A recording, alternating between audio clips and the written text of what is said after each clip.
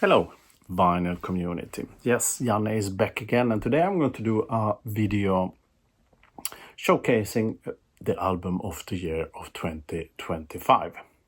I will showcase my records that I think are the best records that I bought during the year. And it's of course my opinion. And if you have any comments, please leave them in the comment box below.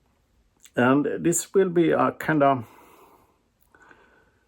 big pile, of course, and I will try to do it as fast as possible. I will go through 20 records, and I have one extra. And of course, I have a bunch of honorable mentions. When you do this, I am at the summer place, and of course, when you're scrapping up everything for Christmas and you have to have that and so on, you forget stuff. And I forgot a bag of records that I was aiming to have, but I don't. So they will be in the honorable mention together with some that I haven't acquired yet, but will shortly. And I'm always fascinated by myself that things are like things is, and how everything is so diverse in the end. When I go through everything, I'm all over the place. It's like a salad, and I'm a kind of music-holic. Can you say so? A perioder.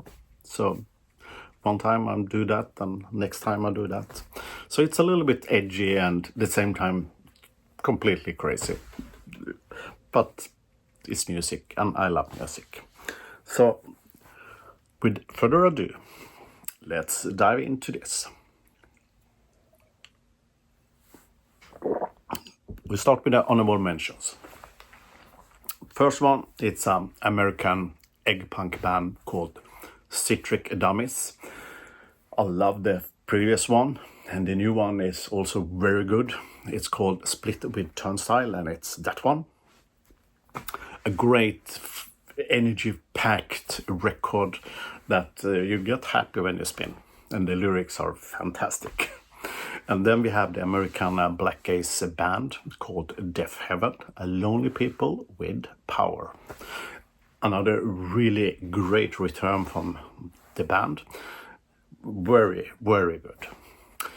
And then we have the Canadian post-punk band Homefront and the latest outcoming Watch It Die. It's another fabulous release where a band has evolved to something new, but where you can heard a little bit in the previous one, but this one is, they're getting there.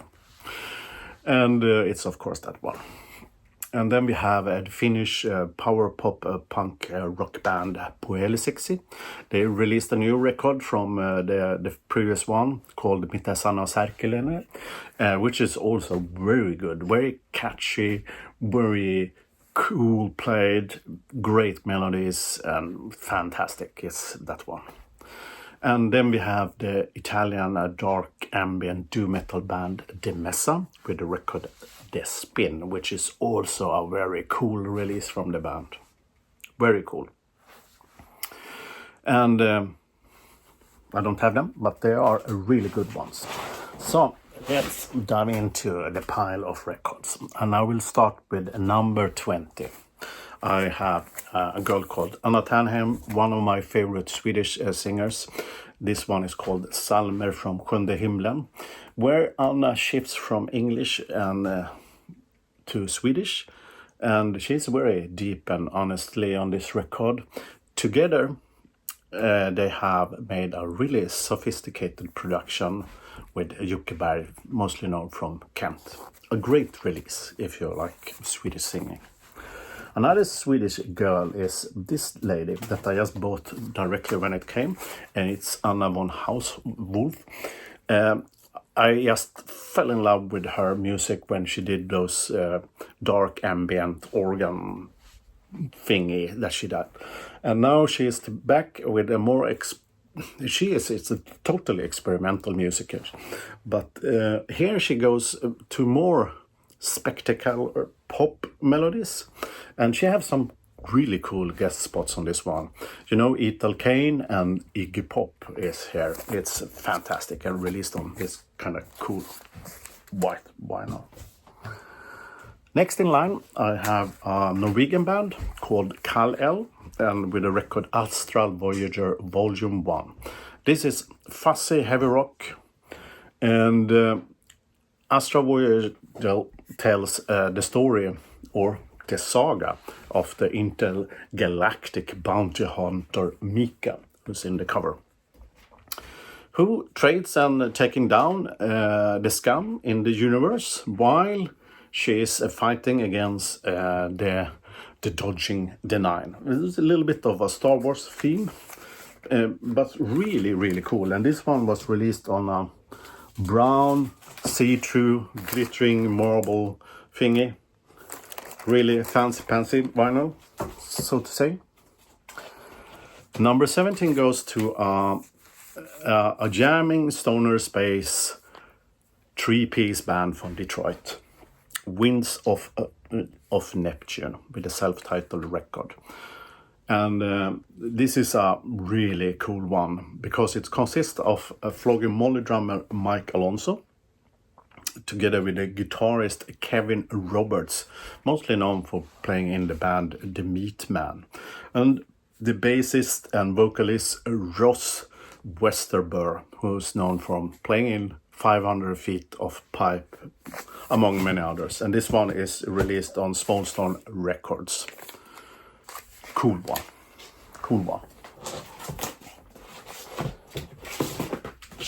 Let's continue.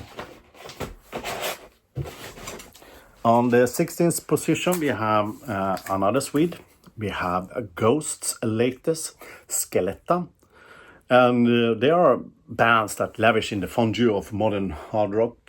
Some succeed and some don't. But Ghost is one of those who succeed. And this new one is written together with Vincent Pontar and Salim El Fakir. Very good one. Another cool see-through brownish thingy.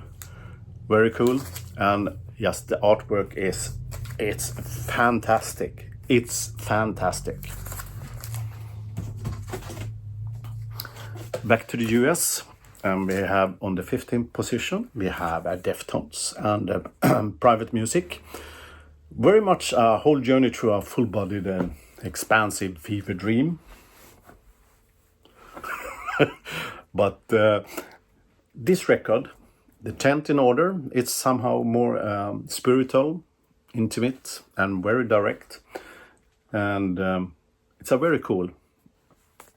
Should talk to every fans, both new and old.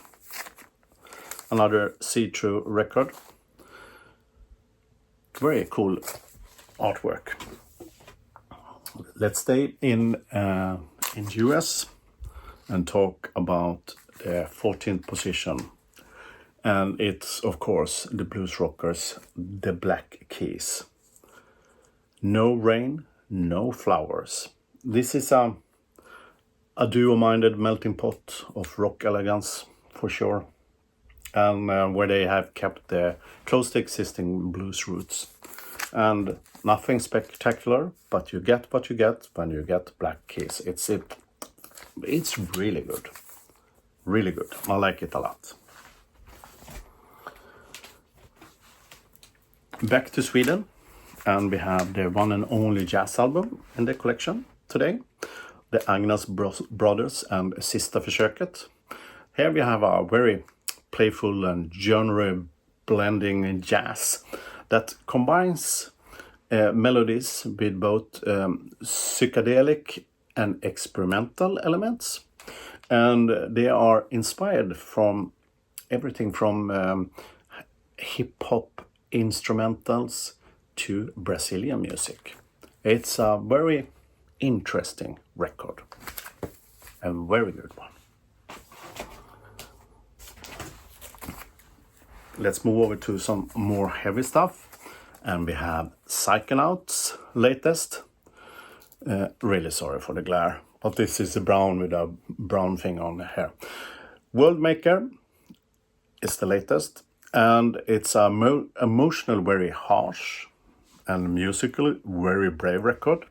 And when I spin this, I get some feelings that they have been chatting with Led Zeppelin about the riffage, and of course David Gilmour about the harmonies. And so you get a little feeling of that. And I could say Psychonaut is one of the remaining bright spots in modern progressive metal scene. A very good one. And check that vinyl. Crazy. So much fancy records these days. So strange. Okay, let's kick it over to position 11, and we have the band Motorbike. This is the Cincinnati The Natives that smashed together a fun time punk album. Just check that cover. It's of course a motorbike, and it's almost feels like you're riding on a motorcycle, or when you spin this, and something tells me that's the goal of the whole record. This is really a fun record. Really fun one. And on the 10th position, we have another Swede, the Helicopters' latest, Overdriver. Check that cover. Fantastic. And this is filled with fist-raising energy and authentic choruses. It's very accessible and full of sing-along songs. A great release from them. A band that I really enjoy. Let's cool it down a little bit. Go to number 9, and we have Robert Plant's latest, Saving Grace. One of my house gods are back, and you can hear that he's surrounded by really like-minded musicians that serve his vocal brilliance with well-crafted traditional music. It's so good, and here he's doing it with Susie Dan, and the band is fabulous. I saw them live like 6 months ago, and it was fantastic.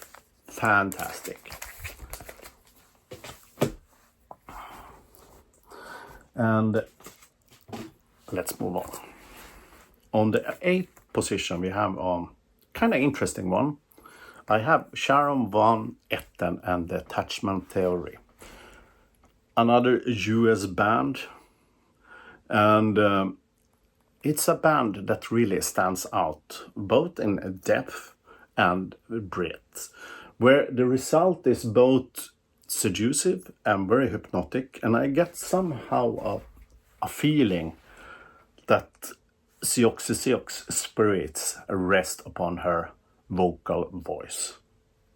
It's very good, and this is also a fancy record. Wonder if black is out of order these days, or I don't know. On the 7th position, we have Wet Leg from UK, Moisturizer, and on this record they are more spikier, more sleazier, and of course more sexier. And it's a very good release. Also saw them live during summer, and they really kicked ass live. Good one. On the 6th place, we have a really cool one. Castle Rat and the Beastery. This is Occult Doom Fair Chicks, where you have a monstrous production. And check that artwork, is just spellbinding. So cool.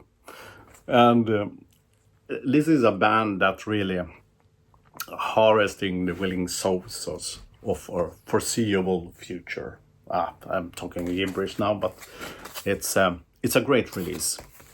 Great female-fronted band. Over to Australia and the Unknown's latest, Looking from the Outside. A great release. And here you get more of those traditional punk sound, that brings the mind to more melodic side of the first wave of the UK punk, but here with a classic Australian guitarist. It's very fun punk album. If you haven't heard this, spin it, because I love The Unknowns. It's a great follow-up to the previous one. On the fourth place we have Lambrini Girls, Who Let the Dogs Out. And this is a excellent release, and they are really the heralds of new age, and they have started with a debut album that is practically flawless in every way. And just check that hype sticker, it's crazy, and that color, and then you get it. And one thing is for sure, punk is definitely not dead. We are getting close to the end. On the third position, we have, of course, The Hives' latest. The Hives Forever, Forever the Hives. And it's a happy album. It's so vibrant, loud, and of course it will destroy every dance floor worldwide when they are out touring now. And if you have chance to see them live, go and watch them, because they are really ripping it. They are so good, and it's a great album, really fun to spin, and so cool artwork. They really went bananas with that. On the second place we have a band called Turnstile, Never Enough. This is a really interesting record, because it has so many genres squeezed in together, all from alternate rock to hardcore and everything in between, with some dreamy pop. And they're really creating a sonic love letter to music that guides you on a hell of a journey. It's fantastic, even if I think the cover art is a little bit boring with a sky there, but it's a great record. And my number one is another Swede, Viagra Boys' latest.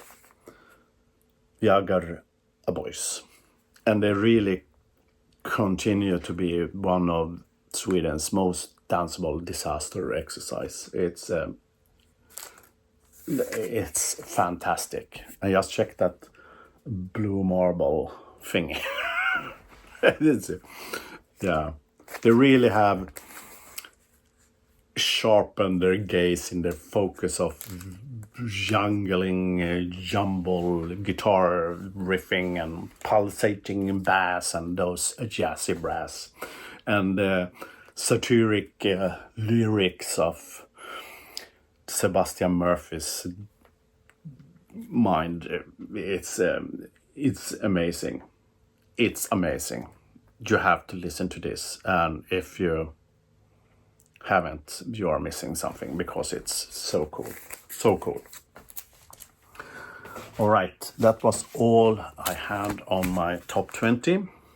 And let's wrap this up with my favorite live album and my favorite soundtrack album.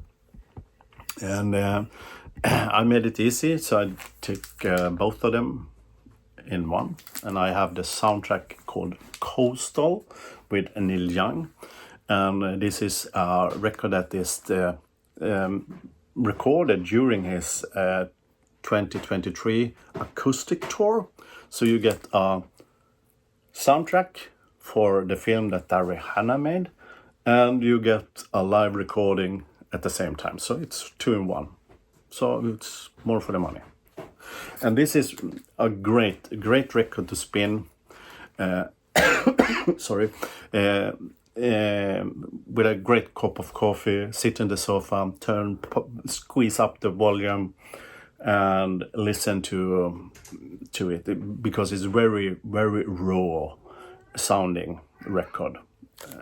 I like it a lot. A very good release. All right, I hope you enjoyed my album of the year, And once again, it's my opinion, my records, my channel. I do whatever I want. In the meantime, have a great time. And if you want to leave a comment, please do so. And I'm happy to read what you say regarding the music picks, because I know I'm all over the place, and but still, I love music. And have a great new year. And I wish you all a successful 2026. So keep those records spinning, support the music, bands, and buy a lot of records. Freelance.